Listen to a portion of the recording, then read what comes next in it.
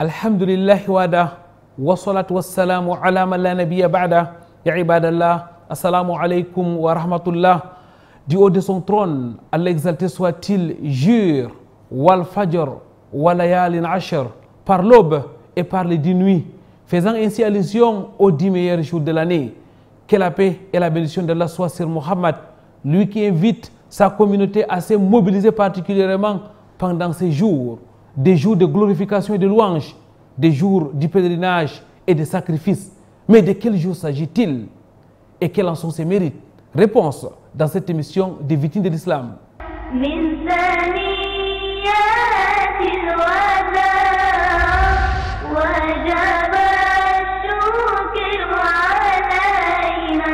Très chers téléspectateurs, mesdames, mademoiselles, messieurs, bienvenue sur ce plateau de votre rendez-vous islamique sur le canal D International.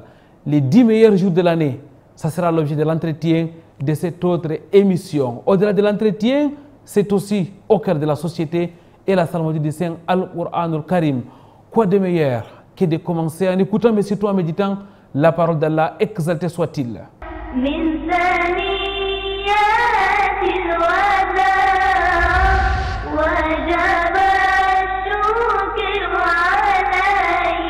أعوذ بالله من الشيطان الرجيم ونفخ في الصور فصعق من في السماوات ومن في الأرض إلا من شاء الله ثم نفخ فيه أخرى فإذا هم قيام ينظرون وأشرقت الأرض بنور ربها ووضع الكتاب وجيء بالنبيين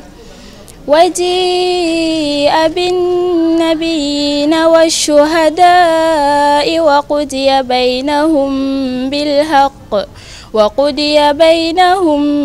بالحق وهم لا يظلمون. من ثنيات الوداع وجب الشكر علينا. رب اشرح لي صدري ويسر لي امري واحلل عقدة من لساني يفقهوا قولي. اللهم لا علم لنا الا ما علمتنا انك انت العليم الحكيم. رب زدني علما. Mesdames, mademoiselles, messieurs, votre fidélité nous honore sur le canal D International. Une fois de plus, ahlan wa sahlan wa marhaban bikoum sur ce plateau de votre émission Vitrine de l'Islam. Avec nous aujourd'hui sur ce plateau pour parler des 10 meilleurs jours de l'année, Docteur Abdul Karim Abou Yerima. Assalamu alaikum wa rahmatullahi wa barakatuh, docteur. Wa alaikum assalam wa rahmatullahi wa barakatuh. Docteur Abdul Karim Abou Yerima, mesdames, mademoiselles, messieurs, est le directeur national de la WAMI, une ONG saoudienne. Docteur Abdul Karim Abou est diplômé de la très célèbre Université islamique de Médine, mais aussi de l'Université islamique Roi Faisal de N'Djamena. Docteur Abdul Karim Abou Yerima est le fondateur des instituts Al-Aqsa, bien connu ici, c'est le triangle national. Il est aussi, mesdames, mademoiselles, messieurs, faut-il le souligner, membre de la fondation Mohamed VI pour les oulémas africains, membre de l'Union des oulémas africains, membre du Conseil des oulémas du Cameroun. Il est aussi, il faut le dire, enseignant, imam et prédicateur sur le triangle national, mais aussi hors de nos frontières. C'est un plaisir de vous recevoir une fois de plus, docteur, dans le cadre de l'émission Vitrine de l'Islam. Je rappelle que ce n'est pas la première fois qu'on vous reçoit ici, et j'ai failli oublier de souligner que vous êtes aussi un chef. Sa Majesté Abdul Karim Abou Yerima est le chef du quartier Aqsa et de la communauté musulmane de Ngodi Bakoko. Docteur, aujourd'hui, nous allons parler d'un thème important, un thème d'actualité. Nous allons parler des 10 meilleurs jours de l'année et nos téléspectateurs le comprendront tout au long de cette émission. Lorsqu'on parle des 10 meilleurs jours de l'année, on fait allusion à quoi, docteur? Alhamdulillah. Wa salatu wa salamu ala rasulillah. Louange Allah subhanahu wa ta'ala et salut sur le prophète Muhammad. Et quand on parle des meilleurs, on fait allusion à ce que Allah subhanahu wa ta'ala a choisi. Allah dit dans le Coran, wa rabbuka yakhluqu ma yasha'u wa yakhtar ma kana lahumul khiyara. ton Seigneur, il crée ce qu'il veut. Et il sélectionne. Il choisit. À partir de là, il a beaucoup créé, mais il a beaucoup choisi aussi. Il a choisi le monde céleste sur le monde terrestre. Il a choisi les fidèles sur les non-fidèles. Il a choisi les prophètes sur les fidèles, ainsi de suite. Par rapport au temps, il a choisi certains nombres de temps par rapport aux autres. Les nuits ont leur meilleur temps. Les jours ont aussi leur meilleur temps. Le meilleur des nuits, c'est la nuit de destin. Le meilleur des jours, c'est la jour d'Arafat. Par ricochet, les jours qui sont rapprochés des Arafat sont le meilleur jour. Les nuits qui sont rapprochées à la nuit de destin sont les meilleures nuits. Donc, l'Arafat, c'est la 9e journée de Dhul Hijjah, qui pourra correspondre au 15 ou 16 du mois de juin. Donc, à partir d'Arafat, du 1er jusqu'au 9, voire même le 10, ce sont ce jour-là qu'on dit le meilleur jour. Le meilleur jour, donc du 1er du mois de Muharram jusqu'au 10e. Ce sont eux qui s'appellent le meilleur jour de l'année. Jazakumullahu khairan, docteur. Qu'est-ce qui fait donc leur particularité? Ce qui fait leur particularité, parce que l'islam a 5 fondements. L'attestation de la foi, les prières, le jeûne, la zakat, le hajj. Tous ces 5 piliers s'appliquent avec beaucoup de concentration pendant cette période. D'ailleurs, le hajj ne peut que s'appliquer pendant cette période. Nous sommes d'accord? Et les prières, chaque jour vous priez les 5 prières obligatoires, vous priez aussi les surrogatoires. Le jeûne, vous avez le jour d'Arafat, au moins là où il y a un texte qui vous est à gêner. Et il reste la sadaqa. Vous avez Yawm al-Nahr, le jour de la fête de Tabaski. Vous avez l'aumône obligatoire, les Tabaski et l'immolation au niveau de la Mecque qui sortent dans le sadaqa. Et c'est bien Kalimatul Shahada. Et ces périodes-là, il n'y a pas une période semblable que les musulmans disent Labbaik Allahumma labbaik, labbaik la sharika laka labbaik, innal hamda wal mulka wa ni'mata laka wal mulk la sharika lak. Donc pendant ces périodes, ils font de la ilaha illallah, surtout Yom Arafah. Ils font de subhanallah, ils font de alhamdulillah. Autrement dit, tout ce que l'islam appliquait avant s'applique en cette période avec une bonne concentration. Barakallahu fikoum, docteur, c'est donc des jours du pèlerinage, des jours de haute adoration. Certainement, les mérites sont énormes. Oui, les mérites sont énormes. Peut-être même, nous sortons du Ramadan, n'est-ce pas? Nous ne sommes pas encore dans le pèlerinage. Cette période d'intervalle-là, Allah a voulu nous réveiller avec des adorations intenses. Donc, maintenant, si vous demandez les récompenses ou les textes, c'est ça? Les deux à la fois. Vous avez fait allusion à ça au départ. Vous avez dit Allah subhanahu wa ta'ala wal fajr. Allah ajoute avec l'aube. Wal layalin ashr. Et 10 nuits. 10 nuits, ici Abdullah Abbas dit, il parle de 10 jours. De 10 jours. Donc, et vous avez dit, Allah a juré avec le l'aube. Allah ne jure pas avec quelque chose qui n'est pas important. Si Allah a juré avec quelque chose, c'est qu'elle est très importante. Le l'aube est très important. Donc les 10 nuits aussi sont importants. À partir de ce moment-là, on met en exergue la Yalin Ashr, que c'est des nuits qui sont très importantes. Si Allah lui-même le jure avec que diront nous autres? Ok. Mais là même, c'est pas très explicite. C'est pas très clair. C'est pas très explicite. Regardons un autre hadith. Le prophète m'a dit, ma min ayyamin al-amalu habbu ilallahi fi min ayyamin ashd al-hijja. Ma min ayyamin al-amalu fi habbu ilallahi min ashd al-hijja. Il n'y a pas de jour que la bonté, la charité, faire du bien est plus aimé à Allah subhanahu wa ta'ala que les 10 jours là. Dans un autre hadith, on a dit au prophète sallallahu alayhi wa sallam, même celui qui va en conquête, oui, même celui qui va en conquête, sauf celui qui a pris le risque de son argent et de son âme, il n'est rentré avec rien de cela.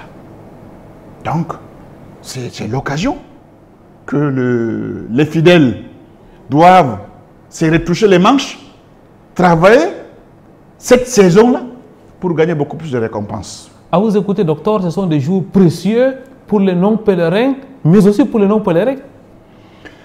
Oui, il y a des particularités, d'accord, mais l'ensemble va de même. Les pèlerins ou les non-pèlerins doivent prier, tout le monde prie. Les pèlerins ou le non-pèlerin peuvent jeûner, excepté Yom Arafat, aux pèlerins. Les pèlerins qui sont au pèlerinage, ils ne gêneront pas Yom Arafat. Excepté cette journée, ils peuvent aussi gêner. Le pèlerin et le non-pèlerin peuvent faire l'Azkar, mais sauf que la Baïk Allahumma est particulier aux pèlerins. Mais comme le jour d'Arafat, le prophète m'a dit, Afdalu ma qultu ana wal anbiya wa qabli, la ilaha illallah. Vous pouvez le dire aujourd'hui autant que vous voulez. Donc, il y a des similitudes, il y a des particularités. Mais de manière générale, c'est que les textes veulent ici dire, veulent t'informer, m'en informer, qu'essayons de saisir cette occasion et de maximiser le profit, de maximiser les récompenses. Et les œuvres sont les plus aimées d'Allah exalté soit-il pendant ces 10 jours de Zulhijjah, les 10 premiers jours de Zulhijjah, les 10 meilleurs jours de l'année. Docteur Abdul Karim Abouyerima, je reviens à vous. Tout à l'heure, vous avez parlé du mois de Ramadan.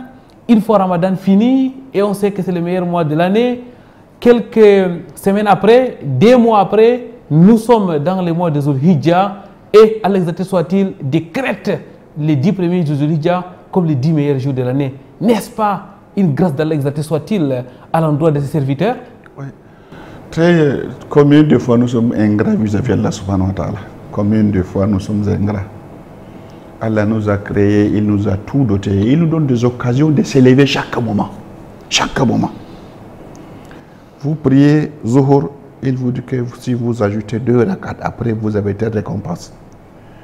Vous vous levez le matin, il vous dit que si vous priez Tarawih, si vous trouvez Doha, vous avez telle récompense. Donc, à chaque moment, Allah vous donne une occasion de vous élever, de quitter de là où vous êtes pour que vous allez ailleurs, pour que vous allez, comme on dit, dans des nuages, jusqu'à ce que le porte des paradis vous soit ouverte. Donc, je crois c'est cet élément-là qu'il faut tenir compte. L'islam veut à ce qu'on procède toujours à un chargement de mauvais à bon et de bon à meilleur. Curieusement, docteur, lorsqu'on regarde notre société, on a l'impression que ces jours ne sont pas pris à leur juste valeur. Le mois de Ramadan, c'est un mois où la mobilisation est totale, mais pendant les 10 premiers jours de Zulhijjah, cette mobilisation dans l'adoration n'est pas la même. On a l'impression que les fidèles ne maîtrisent pas véritablement la valeur de ces jours. C'est exactement ce que la charia veut. Le moment là où les gens ne tiennent pas compte, c'est en ce moment on dose les récompenses pour que les gens se réveillent. Une fois, regarde du petit peu, quand les gens dorment, et quelqu'un se lève dans la nuit, il prie. N'est-ce pas, les récompenses sont énormes.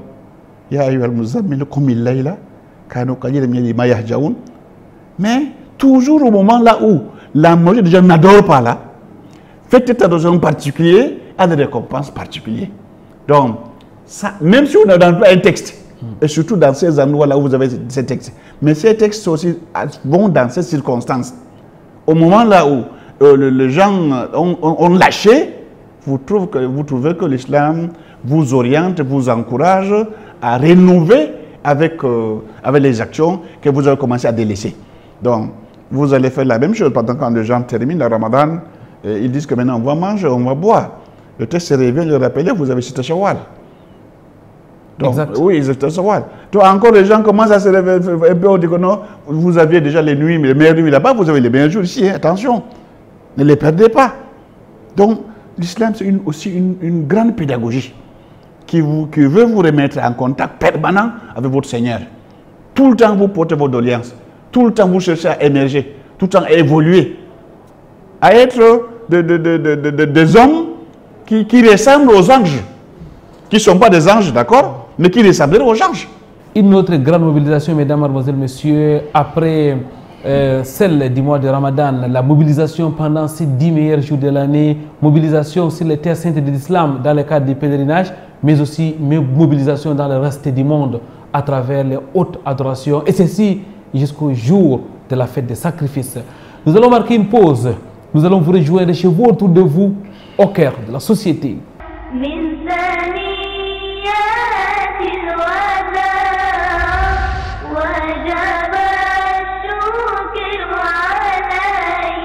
Mesdames, mademoiselles, messieurs, nous avons l'honneur d'être avec notre invité, Dr Abdulkarim Aboyerima.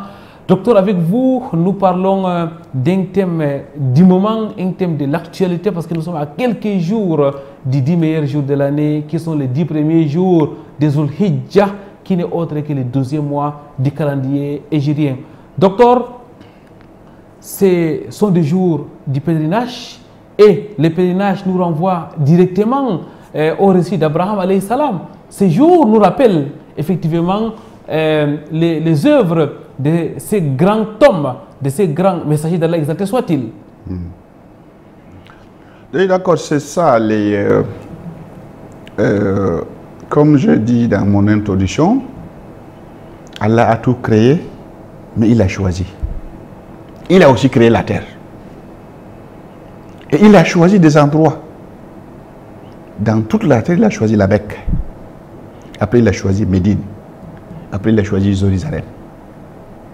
Après, il a choisi d'autres endroits, les mosquées partout là dans le monde. Et son destin a voulu qu'il envoie son prophète Abraham alayhi salam à la Mecque, qui s'installe.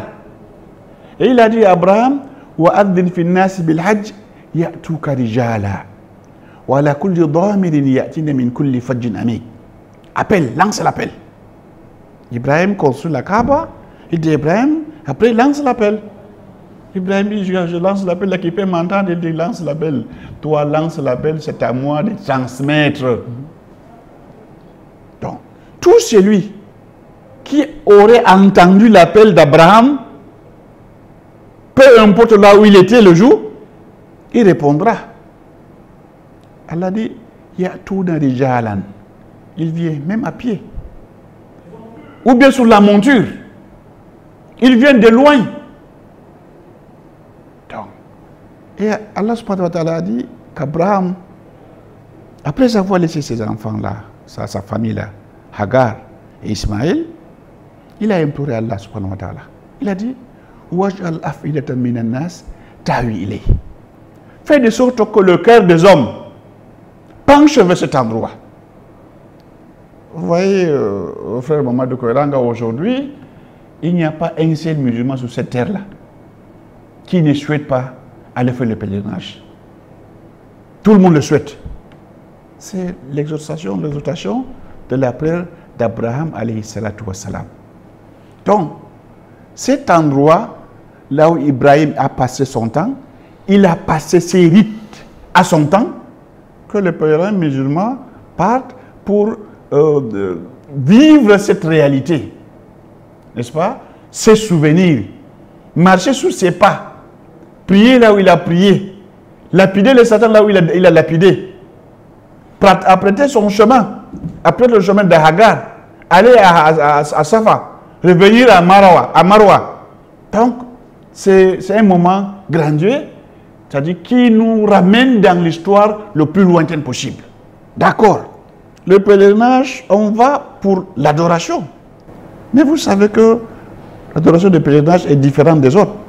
Parce que les types d'adoration qu'on a, on a des adorations qui sont purement corporelles. Comme la lecture du Coran qu'on fait, que vous avez fait allusion tantôt, ou le azkar qu'on fait, ou bien les prières qu'on fait, sont des adorations purement corporelles. C'est-à-dire, si on reste, on n'utilise pas son corps, on ne pourra pas faire ces adorations. Il y a des adorations qui sont purement financières, telles que le monde, la sadaqa. C'est purement financier. Si vous ne donnez pas de l'argent, vous n'allez pas adorer.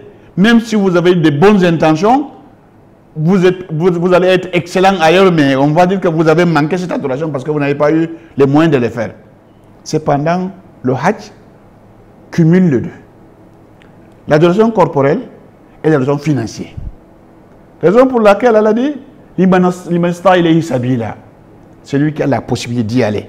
Donc il faut avoir des moyens. Si tu as alors les moyens pour aller, l'islam ne t'interdit pas de fortifier tes moyens pendant que tu es au pèlerinage. Parce que le pèlerinage est une grande assemblée. C'est tout le monde en un.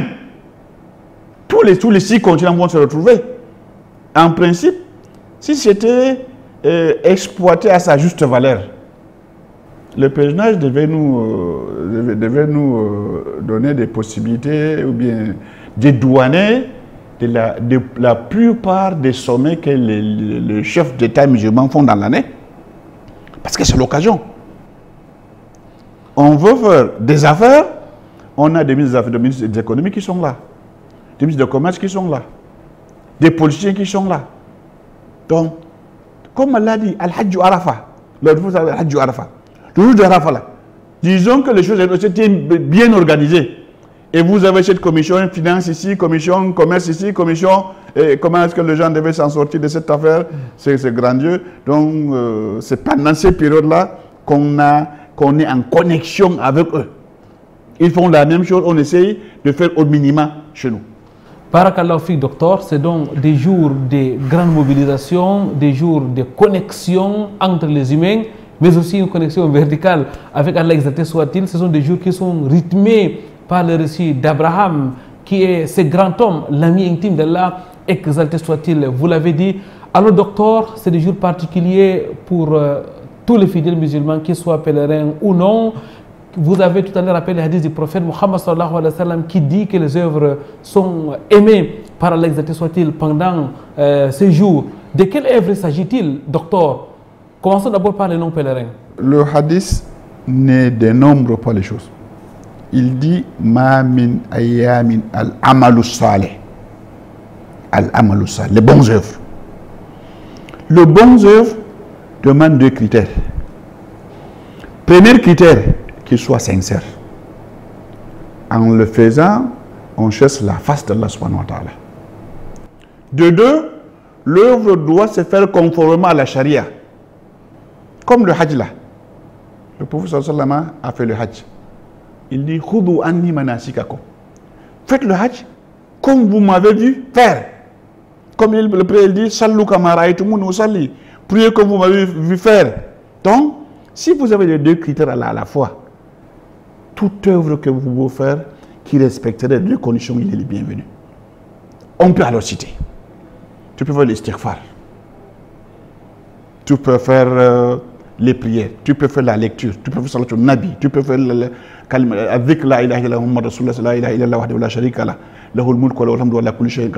tu peux gêner. Tu peux gêner. Tu peux donner le monde. Tu peux visiter, aider le pauvre. Tu peux visiter tes parents. Tout ce qui est islamiquement bon, tu peux le faire. À condition que tu le fasses pour Allah subhanahu wa ta'ala. Voilà qui est clairement dit, docteur, qu'Allah vous récompense. On va maintenant monter aux pèlerins. Alors, ces jours sont des jours spécifiques pour les pèlerins parce que le pèlerinage ne s'accomplit que, en tout cas le grand pèlerinage, que pendant la période de Zulhijjah. Docteur, quelles sont les œuvres que les pèlerins vont accomplir d'une manière générale, d'une manière ramassée pendant cette période? Bon, les pèlerins, ils font tout ce qu'on fait. Tout ce que les musulmans ordinaires là fait, il le fait. Excepté le jeûne que j'ai dit, Jom d'Arafat. Que le jour d'Arafat que le prophète les a interdit. qu'ils ne peuvent pas gêner. Mais les pèlerins, ils ont des adorations qu'eux seuls sont autorisés de les faire. Par exemple, comme la sacralisation. Prendre l'intention d'entrer dans le rite, Umrah ou Hajj. Vous et moi, vous ne pouvez pas le faire. Être conditionné, si vous prenez la sacralisation, vous avez une manière de s'habiller. Vous avez 2 pagnes. D'autres musulmans ne sont pas appelés à les faire. Quand vous prenez cet engagement, vous avez des interdits, excepté les porcs, les chiens, que les interdits, les haram qu'on vous a interdits à partir de là, qui sont aussi interdits chez eux, mais ils ont d'autres interdits. Les interdits, ils ne peuvent pas toucher aux femmes, ils ne peuvent pas toucher aux parfums, ils ne peuvent pas porter des habits cousus, ils ne vont pas se raser, ils ne peuvent pas se couper les ongles. Les interdits qui les ont propres. Et excepté ces interdits qui les ont propres, ils ont encore d'autres. Parce que ici, chez nous, la marche ne peut pas être une adoration. Mais la marche est une adoration. Pas seulement une adoration, un pilier. Le tour de la maison, une adoration. Vous parlez de la marche entre Safa et Marwa? Oui. Non. Et le tour de la Kaaba aussi. Et aller dormir à Muzdalifa, dormir seulement une adoration. Et revenir passer 3 nuits à Mina, c'est une adoration. Vous ne pouvez pas faire autrement. Passer la journée à Arafat est une adoration. Donc voilà des adorations qui regardent uniquement des pèlerins et que vous ne pourrez pas être associés. Cependant, l'immolation qu'ils font, on les imite à notre niveau. Ils immolent le chameau, le bœuf, le mouton. Nous aussi, on a la tabaski qu'on fait la même chose. Bon, mais il est bien vrai qu'eux-mêmes, ils ont la possibilité de faire comme nous on peut faire. Ils peuvent faire les hadaya et ils font aussi adahi, ils peuvent le faire. Mais seulement, al-hadaya, il y a des moments là où hadaya va être obligatoire. C'est-à-dire qu'il ne le fait pas au choix. Donc, il fait l'obligation, mais il peut aussi augmenter les surrogations. Le prophète sallallahu quand il a fait le hajj, il a immolé 63 chamels. Donc, on peut aussi offrir plus aux pauvres. Et heureusement, encore même beaucoup plus. Maintenant, le secteur est très organisé. Si vous êtes au pèlerinage, vous voulez immoler, vous pouvez acheter des cartes, vous pouvez vous organiser, vous pouvez vous faire représenter. Et cette viande est bien gardée et bien congelée au moment là où il y a eu la pauvreté, quelque part où la famine, l'État saoudien, qu'Allah la récompense, et porte cette nourriture ou bien cette viande pour assister les nécessités. Jazakumullahu khairan, docteur, pour ces éclairages. Alors, docteur, au-delà d'être un théologien, vous êtes aussi un linguiste et même un historien. Et je voudrais profiter de cette casquette-là pour nous renvoyer dans l'histoire. Le prophète Mohammed sallallahu alayhi wa sallam a invité la communauté musulmane, en commençant par ses compagnons, à se mobiliser pendant ces 10 meilleurs jours de l'année. Comment est-ce que les compagnons du prophète Mohammed sallallahu alayhi wa sallam et même nos prédécesseurs pieux se mobiliser pendant ces jours de choix? Je dis dans l'introduction, Allah a tout créé et il a sélectionné ou il a choisi. Comme il a choisi Muhammad sallallahu alayhi wa sallam, le meilleur d'homme, le meilleur envoyé de Allah subhanahu wa ta'ala, il a choisi pour lui aussi ses compagnons qui sont le meilleur de compagnons. Et ces meilleurs de compagnons, pour les distinguer facilement, il faut voir s'il y a un ordre de Allah subhanahu wa ta'ala, ou il y a un choix de Allah subhanahu wa ta'ala, ou il y a une réponse de Allah subhanahu wa ta'ala. Rapidement, tu le verras, ils sont au premier rang. Comme Allah a dit, c'est de ce domaine-là qu'il faut faire des compétitions, qu'il faut compétir. Et les slogans, si Allah leur demande de faire quelque chose, ils vont seulement dire Qalu sami'na wa ata'na. Ghufranaka rabbana wa ilaykal masir. Donc, il est hors de question que le prophète sallallahu alayhi wa sallam dit aux gens Ma min ayyamin al-amalu salih khayrun wa habbu ila Allah min ashr al-hijja, et qu'il ne se précipite pas.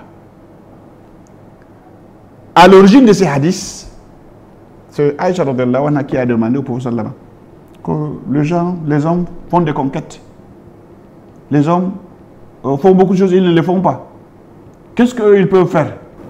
Le prophète sallallahu alayhi wa sallam a parlé de Hajj. Il a parlé aussi de cette ayam à l'Ashir al-Hijjah. Donc, ce n'est que normal, ceux qui en demandent soient parmi les premiers à exécuter. Exact. Et les compagnons étaient donc mobilisés, mesdames, mademoiselles, messieurs, encore plus pendant les 10 meilleurs jours de l'année, les 10 premiers jours de Zul-Hijjah. Nous allons marquer une courte pause et nous reviendrons juste après.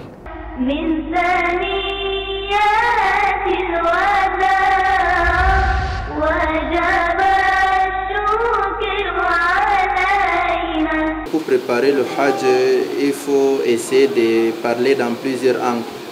La première angle, c'est de préparer le Hajj d'abord spirituellement.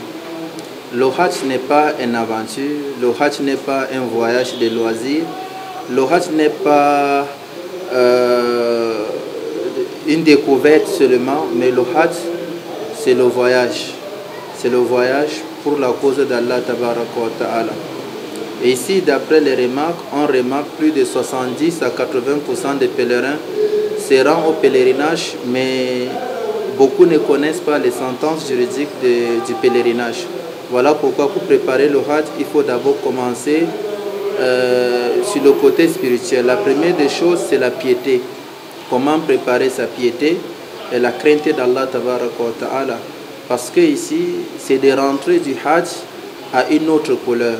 C'est de rentrer du Hajj, pas comme on est parti, rentrer étant pur, sain, les comportements changent, l'adoration change, autant de choses changent.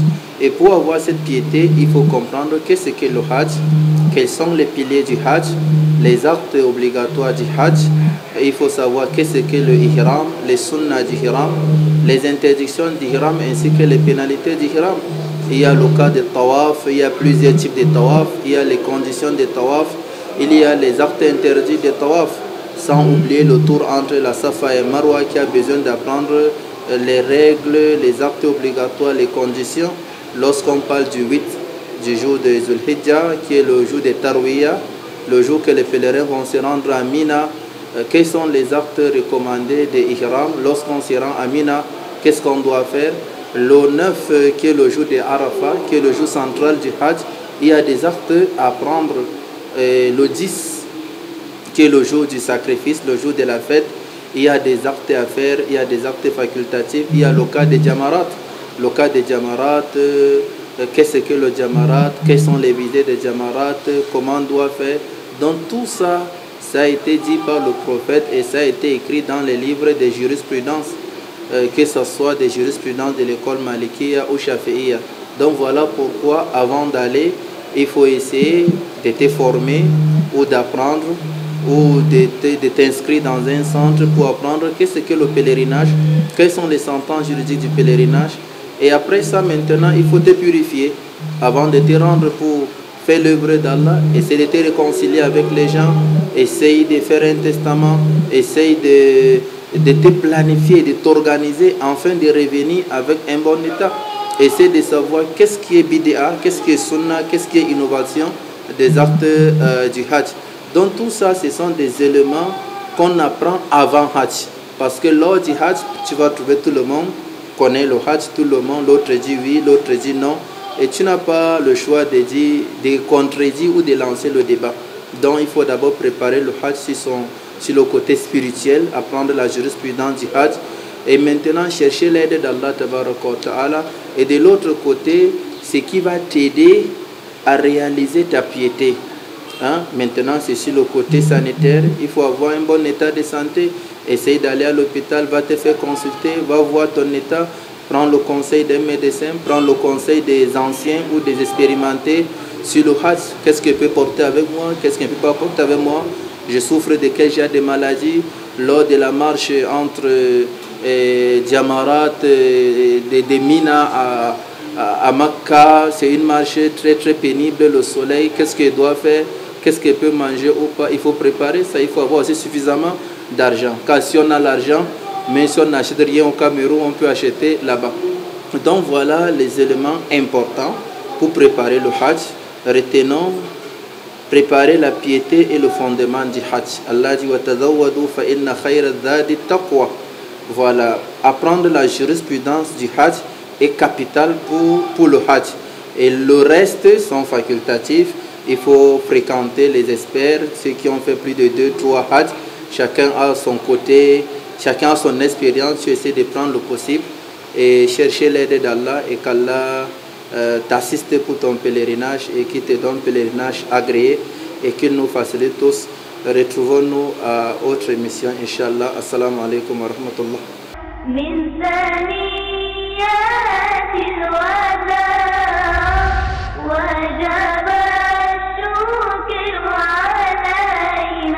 Pureté et gloire à l'exalté soit-il, Allah qui a fait des 10 premiers jours de Zulhijjah, les 10 meilleurs jours de l'année. Docteur Abdul Karim Abou Yerima est notre invité. Avec lui, nous parlons des mérites de ces 10 meilleurs jours de l'année. Docteur, vous avez rappelé les enseignements de l'islam avec le Coran al Karim et les hadiths du prophète Mohammed sallallahu alayhi wa sallam à l'appui. Vous nous avez rappelé la place de choix qu'occupent ces jours, les œuvres qui y sont recommandées. Ces jours se pointent à l'horizon. Comment donc se préparer, comment se déployer dès à présent pour pouvoir profiter au maximum de ces jours? Oh, vous savez, mon cher frère et chers téléspectateurs, profiter de cette offre, c'est une grâce. Si vous n'avez pas eu cette grâce-là, vous ne pouvez pas. Donc, il faut chercher à avoir la grâce pour profiter de ces événements grandieux.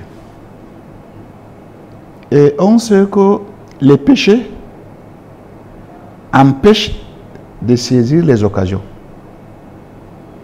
Donc, il faut se repentir. Il faut se repentir. Vous m'a dit, celui qui n'a pas de péché, celui qui a demandé la repentance, est comme celui qui n'a pas de péché. On dit à l'islam, yajubu ma qabla. L'islam expie ce qui est passé. Donc, il faut demander à Allah le pardon. Parce que si vous demandez à Allah le pardon, il va vous détacher de Satan, des démons qui vous empêchent de faire du bien. Une fois que vous avez demandé à Allah pardon, vous cherchez à purifier votre cœur. Que votre cœur ne contiendra que l'idicité de Allah subhanahu wa ta'ala. Et votre cœur n'a plus de doute. Votre cœur n'a plus de la haine. Et c'est l'occasion pour moi de dire que à tous nos téléspectateurs camerounais et autres, il faut débarrasser son cœur de la haine. La haine bouffe les bontés comme l'eau bouffe le bois. Donc, on se prépare. Après, on fait face à ces journées. On peut aller graduellement. C'est-à-dire, la première journée, on peut se doter d'un hisb qu'on peut lire dans le Coran. Ou 2 hisb. Progressivement, on ajoute. Jusqu'à ce qu'avant la journée d'Arafat, après chaque prière, on lit un hisb ou un juz. Ça veut dire qu'il faut donc planifier en quelque sorte. Tout à fait. On revient vers sa famille. On a des enfants, on a parlé de la bonté. On avait l'habitude peut-être, en sortant de la maison, de dire à madame, si vous avez quelqu'un qui a besoin ici à côté, voilà 1000 francs, vous pouvez l'aider. Maintenant, donnez à madame 1500. Elle-même aussi qu'elle puisse aider. Si vous avez l'habitude de donner à vos enfants en partant à l'école 200 francs, et vous avez la possibilité, donnez cette fois 300 francs. Dites-leur que cela est très important. Si tu veux voir l'aide de tes camarades en état de besoin, donne-lui 100 francs. Qu'il s'achète quelque chose. Et si vous aviez l'habitude de prier avec la famille, Isha, et te lever toi seul, prier la prière nocturne, maintenant il est grand temps, quand tu vas être à 3 h du matin, tu réveilles aussi ta famille.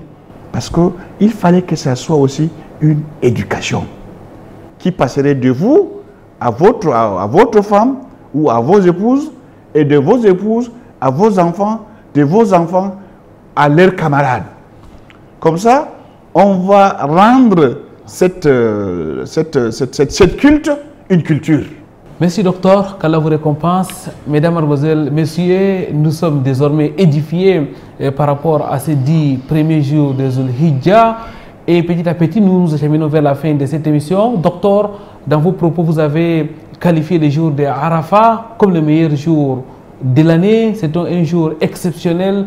Que représente-t-il au juste pour les fidèles musulmans? Vraiment, Mohamed Koiranga, je vous parle de texte, mais je vous parle peut-être de contexte, mais je vous parle aussi d'expérience. En tout cas, les sentiments que moi j'ai quand j'ai fait le pèlerinage, particulièrement entre Arafat et Muzdalifa, ça donne l'impression que vous n'êtes plus sous cette terre-là. Comme si vous êtes déjà dans l'au-delà. Si vous voyez l'entourage, si vous voyez l'habillement de tout le monde, si tu vois la concentration de chacun, si tu vois ce que chacun dit, personne n'a besoin de l'autre. À Arafat, tout le monde soulève ses mains durant toute la journée. Et c'est pour cela que le prophète sallallahu alayhi wa sallam dit dans un discours, Allah subhanahu wa ta'ala montre aux anges les fidèles du jour d'Arafat. Il dit, regardez-moi ces esclaves, mes esclaves-là. Allez-y, regardez-le. Ils sont tous ensemble, sur un même sol. Ils me prient eux seuls et tous. Qu'est-ce qu'ils me demandent? Les anges disent, ils demandent ton paradis. Il dit, je vous en prends témoin. Je me les ai accordés. Ils me demandent de les protéger de quoi? Ils te demandent de les protéger de l'enfer. Il dit aux anges, je vous prends en témoin. Je les ai accordé cette privilège-là. Il y a un texte qui dit 70 prophètes ont fait ces mêmes rites. 70 prophètes. Ils ont fait le tour de la Kaaba, ils ont dit la monde Arafat. 70. Toi, imagine-toi, dans une caravane de 70 prophètes, toi aussi tu es derrière, tu marches avec eux. Mais c'est grandiose. C'est énorme. Donc, et puis, le prophète sallallahu a dit, le jour où la personne ne peut dire mieux que la cessation de la foi. Khayru ma qultu ana wal anbiya qabli, la ilaha illallah. Le maître, c'est ce que j'ai dit. Moi. Et les autres, le prophète qui m'ont dévancé. Il dit qu'il n'y a aucune divinité ne mérite être adorée qu'Allah subhanahu wa ta'ala. C'est ce que j'ai dit. Et c'est ce que le pèlerin dit toute la journée. Il répète. Donc, il prie même pour Asr Jama. Après, il descend après le coucher de soleil vers Muzdalifa. Je dis bien que c'est impressionnant. C'est impressionnant. Et quand vous voyez, vous allez vous rencontrer avec n'importe qui, n'importe quelle autorité, n'importe quel homme valeureux, vous êtes sur le même sol. Vous allez passer la nuit de Muzdalifa. Vous êtes président de la République, vous êtes ministre, vous êtes cheikh, vous êtes soudaïs. Vous allez coucher sur une petite natte. Une petite natte. Des fois même vous prenez de vos camarades. Vous vous rencontrez seulement à Mina. Peu importe votre grandeur, vous oubliez tout ça là. Vraiment, ça rappelle le jour qu'on va sortir d'un tombe. En un mot, c'est un jour exceptionnel. Merci, Dr Abdul Karim Abouyerima. Et juste après le 9e jour de Arafat, il y a le 10e qui est aussi un jour spécial. C'est le jour de sacrifice. Bon, le jour de la 10e journée de Dhul Hijjah, c'est aussi une journée très, très dure pour le pèlerin. Parce qu'il se voit devant 3 à 4 actions. Il se voit devant le devoir de lapider le Satan Akbal Kobra. Il se voit dans l'obligation d'aller faire tawaf al-ifada. Et s'il n'arrive pas à faire tawaf, sa'i, il va faire le sa'i. Et après, il va immoler. Et s'il a immolé, il va se raser. Donc, ces actions qui se bousculent. Ce qui fait que le pèlerin, le jour-là, il n'a pas du temps. Et le prophète m'a dit, ce journée qui est couronné avec ces actions-là, c'est le sommet. On avait commencé de manière graduelle, de 1, on est arrivé à 9, après on est arrivé à 10. Le 9, par rapport à nous, on dit jeûner a une récompense qui explie les péchés de 2 ans. Donc, quand on arrive au 5e, le 10e journée, c'est ce que le prophète m'a dit, Yawmul Hajjil Akbar, le jour de pèlerin le plus grand. Parce qu'il contient tous ces avantages-là. Donc, Alhamdulillah, c'est un jour spécial pour les pèlerins, mais aussi pour les non-pèlerins qui certainement accomplissent donc les 2 unités de prière et sacrifices à bête. Nous y reviendrons, mesdames, mademoiselles, messieurs, dans le cadre des émissions spéciales sur le jour d'Arafat et le jour de sacrifice. Docteur, qu'Allah vous récompense d'avoir accepté notre invitation. Avant de partir, un dernier mot ou alors un conseil à l'endroit de notre spectateur? Non, je voudrais juste compléter ce que vous avez été en train de dire. Il y a qu'on peut se rassembler aux pèlerins. Pendant que le pèlerin ne coupe pas ses ongles, vous pouvez ne pas couper vos ongles aussi. D'ailleurs, même dans d'autres écoles, c'est recommandé. Pendant qu'il ne se rasait pas, vous êtes aussi recommandé de ne pas se raser. Selon ces écoles, je dis ces écoles parce que, excepté la Malikia, ne le dit pas. Mais le jour qu'ils vont immoler, tu vas se comporter comme eux. Tu vas aussi immoler. Quand ils vont aller faire le salatul Eid, tu vas aller faire le salatul Eid chez vous. Donc, le grand rassemblement qu'ils vont faire de Doul de Hajj Akbar là, vous allez le faire aussi chez vous. Autrement dit, vous pouvez faire une petite copie des pèlerinages pendant que vous êtes chez vous. C'est vrai, c'est une petite, ça ne remplace pas le grand pèlerinage, mais ça va vous rappeler les mêmes actes que les autres font et vous serez en solidarité, en connexion. Donc, alors s'il y a 1 ou 2 choses à dire aux téléspectateurs, je veux leur dire qu'ils saisissent de l'occasion, qu'ils se transforment. Et des bonnes choses ne dureront pas. Il faut qu'ils profitent de ces belles choses-là pour avoir des provisions pour pouvoir continuer le plus loin possible. Et vous savez, la meilleure provision, c'est la piété. Comme le pèlerin partait, il trouvait des provisions, il prend des provisions. Le prophète a dit, وَتَزَوَّدُوا فَإِنَّ خَيْرَ الزَّادِ التَّقْوَى. La meilleure des provisions est la crainte révérentielle d'Allah subhanahu wa ta'ala. Donc, chers téléspectateurs, chers frères Mamadou Koiranga, je vous interpelle et moi-même de pousser vers la crainte révérentielle d'Allah subhanahu wa ta'ala pour que notre demain soit mieux qu'aujourd'hui. Barakallahu fikoum, docteur. Qu'Allah soit-il vous récompense et de la plus belle des manières. Merci d'avoir accepté notre invitation. Je rappelle que vous êtes le directeur national de la WAMI. Vous êtes le fondateur des instituts Al-Aqsa. Ce sont des instituts qui font la fierté de la communauté musulmane dans la ville de Douala. Vous êtes le chef du quartier qui porte le même nom, le quartier Al-Aqsa. Docteur Abdul Karim Abouyerima, vous êtes diplômé de 2 grandes universités. D'abord l'université islamique de Médine, l'université islamique Roi Faisal de N'Djamena. Après, vous êtes membre de plusieurs organisations islamiques. Vous êtes membre notamment de la fondation Mohamed VI pour les oulémas africains. Vous êtes membre de l'Union des oulémas africains, membre du Conseil des oulémas du Cameroun. Vous êtes un imam, un enseignant, un prédicateur. Qu'Allah soit-il vous récompense pour vos multiples actions et surtout d'avoir accepté notre invitation. Mesdames, mademoiselles, messieurs, nous vous invitons à méditer sur ce hadith qui nous a été rappelé par notre invité.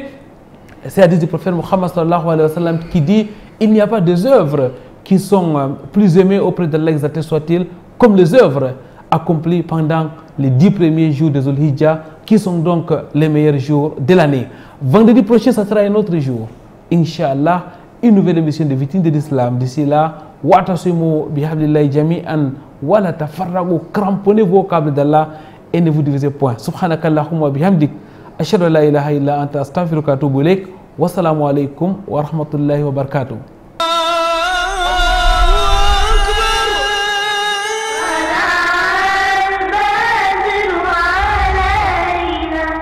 من